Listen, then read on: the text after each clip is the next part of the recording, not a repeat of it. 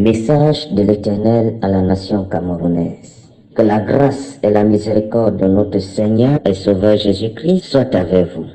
Ce message s'adresse premièrement au président de la République du Cameroun, son Excellence Paul Biya, et ensuite à tout le peuple camerounais. Humblement, en tant que vase du Seigneur l'Éternel, j'ai le devoir et même l'obligation de communiquer largement le message de la colère imminente du Seigneur en cette terre camerounaise. Jadis, j'ai parlé à Ninive, dit l'Éternel, dans Jonas 3, du verset 1 à 10.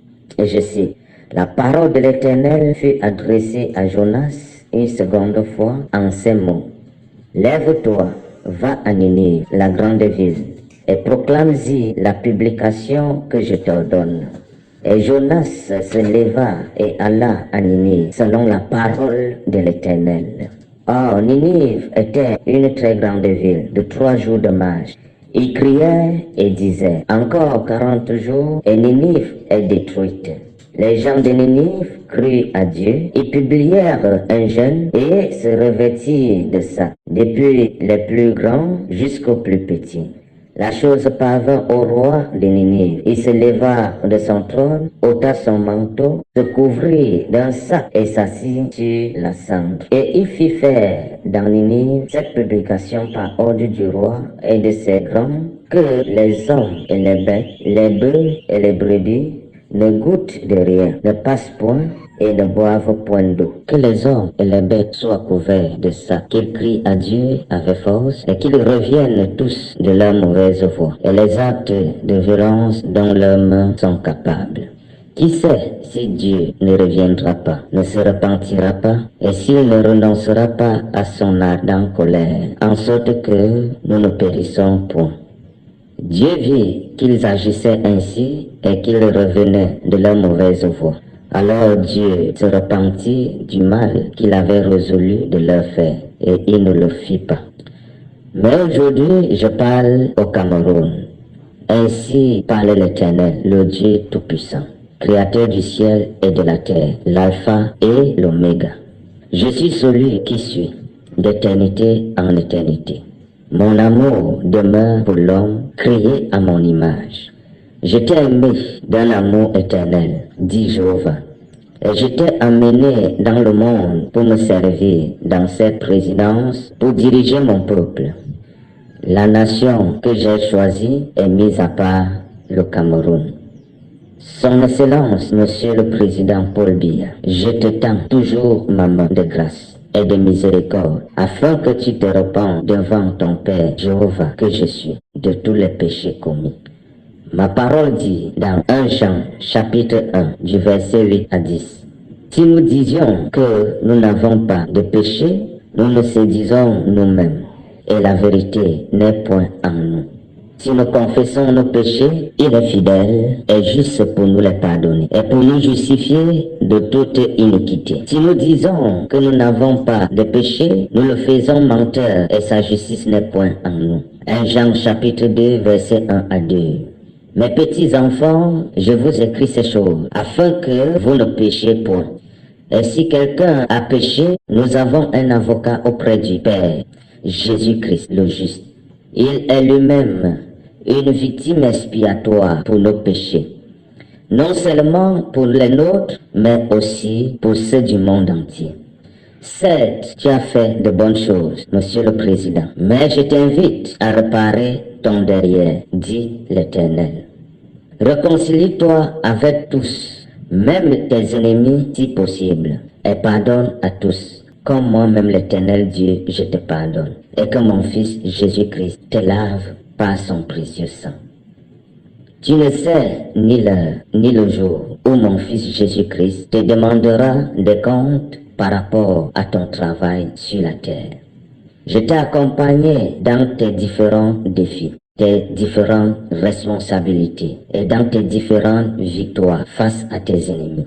J'ai commencé, je dois continuer et finir. D'où je t'accorde l'opportunité de te repentir ainsi que toute ta maison, ton gouvernement et tout ton peuple. J'ai choisi le Cameroun, nation bénie, pour établir mon réveil mondial. Je ne mettrai pas dehors ceux qui viennent à moi, car les jours sont mauvais dans le monde, en Afrique, dans les nations. Et tout ceci dans le but de préparer l'avènement du Fils de l'homme. Actes chapitre 2, verset 21. Alors quiconque invoquera le nom du Seigneur sera sauvé. Jean chapitre 6, verset 35 à 39. Jésus leur dit, je suis le pain de vie. Celui qui vient à moi n'aura jamais faim, et celui qui croit en moi n'aura jamais soif. Mais je vous l'ai dit, vous m'avez vu, et vous ne croyez point. Tout ce que le Père me donne viendront à moi, et je ne mettrai pas dehors celui qui vient à moi. Car je suis descendu du ciel pour faire, non ma volonté, mais la volonté de celui qui m'a envoyé. Or, la volonté de celui qui m'a envoyé, c'est que je ne perde rien de tout ce qu'il m'a donné, mais que je le ressuscite au dernier jour. Voici l'objet donc de ma colère. Ainsi parle l'Éternel, Dieu de Moïse. Mon peuple m'a abandonné pour adorer les idoles, à savoir la religion, la tradition, les sectes pernicieuses, l'amour des choses du monde. Le Dieu de Mammon a pris place dans les cœurs. Le Dieu de moi, la méchanceté, la haine des choses divines, le blasphème contre le Saint-Esprit, les meurtres, les divisions, le mépris de tout ce qui concerne la mort de mon fils Jésus, les guerres, l'hypocrisie, l'orgueil et la magie. Voilà des choses qui provoquent ma colère sur vous, peuple camerounais. Or, j'ai dit dans ma parole, dans Exode 20, versets 1 à 17. Alors Dieu prononça toutes ces paroles en disant, je suis l'Éternel ton Dieu qui t'a fait sortir du pays d'Égypte de la maison de servitude. Tu n'auras point d'autre Dieu devant ma face. Tu ne te feras point d'image taillée, ni de représentation quelconque des choses qui sont en haut dans les cieux, qui sont en bas sur la terre, et qui sont dans les eaux plus bas que la terre.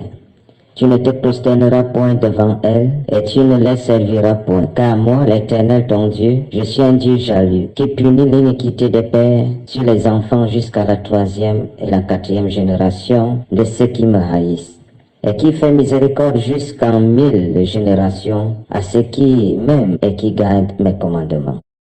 Tu ne prendras point le nom de l'Éternel ton Dieu en vain, car l'Éternel ne laissera point puni celui qui prendra son nom en vain.